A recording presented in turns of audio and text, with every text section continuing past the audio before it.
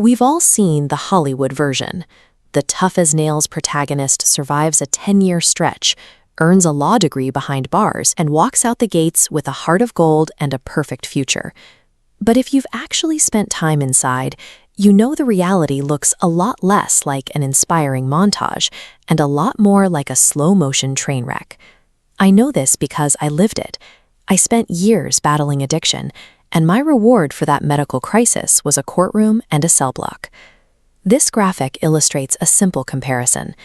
Imagine a hospital that had a 60% failure rate, where the majority of patients came back sicker than before. We would shut it down immediately. Yet the prison system produces those exact recidivism results, year after year. We pour billions of dollars into a system that acts as an expensive, blunt instrument. Trying to fix a mental health crisis or a substance use disorder with iron bars is like trying to heal a broken leg by hitting it with a hammer. It completely ignores the underlying disease. Because the environment is built entirely to punish rather than cure, our tough-on-crime approach usually functions as a shortcut to guaranteeing more crime in the future. The minute you step into a cell, your brain undergoes an immediate shift. Self-improvement is off the table. Your primary job is to stay safe. When your daily environment is defined by the constant threat of violence, your nervous system locks into survival mode. You cannot focus on a GED program or an anger management class when you have to constantly scan the room for a weapon or calculate the safest possible route to the mess hall. This chart shows the scale of the problem. According to the Bureau of Justice Statistics, there are thousands of allegations of sexual abuse handled by the federal system every single year. That staggering volume creates a baseline culture of physical trauma. And when you aren't looking over your shoulder, you are trapped in absolute idleness. People spend their days rotting in a cell without meaningful resources. The job training usually consists of pushing a broom for 20 cents an hour, and the library is often missing half its pages. Data from the Prison Policy Initiative reveals nearly a quarter of formerly incarcerated people leave without a high school diploma or GED. Without basic credentials, finding stable housing becomes difficult, leading to a homelessness rate astronomically higher than the general public. We take people already struggling, strip away their autonomy, subject them to years of isolation, and drop them back into society with even fewer tools than they had on day one.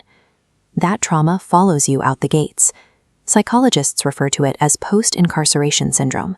The intense hypervigilance required to survive inside stays locked in your brain, making a normal office job feel alien and threatening. Then there is the work history gap. You sit in job interviews knowing you've changed, but terrified of explaining those missing years.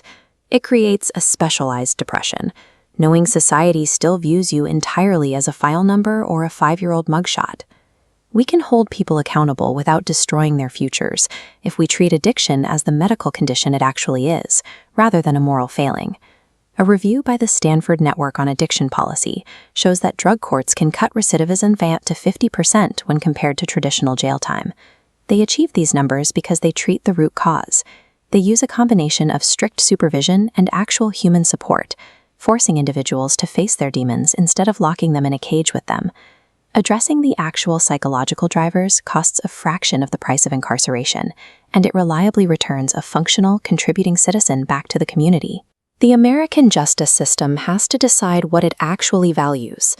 The data clearly shows we operate on a philosophy of revenge, and it is costing us billions of dollars and millions of lives. I was lucky enough to break the cycle.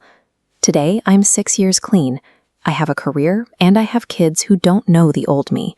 They only know the parent who shows up for them every single day. If I can make it back from the brink, others can too.